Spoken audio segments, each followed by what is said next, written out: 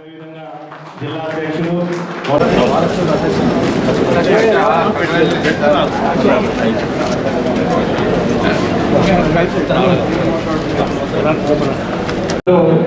రంగారెడ్డి గారు విషయాలు చెప్పాల్సింది. దయచేసి మీడియా మిత్రులు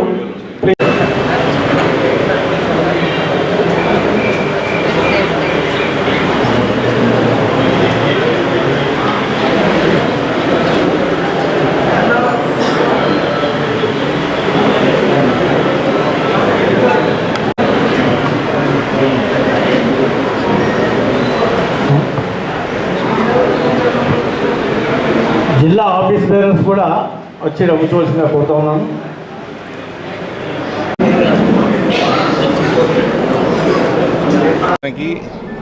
నేను కూడా పాతపడ్డా,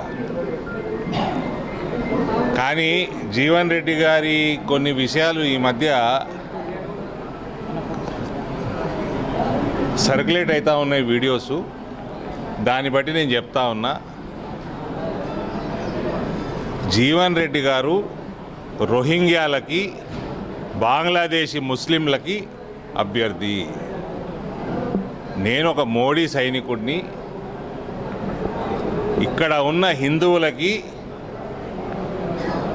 మన పౌరసత్వం లభించే హిందువులకి, మరి అందరూ భారతీయులకి మోదీ గారి అభ్యర్థిని నేను. ఆయన మాత్రం కేవలం రోహింగ్యాలకి బంగ్లాదేశీ ముస్లింల కోసం నిలబడ్డట్టు ఆయన మాటలు ఉన్నాయి. సో దీన్ని జగిత్యాల ప్రజలు ఏ రకంగా జవాబు చెప్తారో మీరు 4 జూన్ నాడు తెలుస్తుంది మీకు.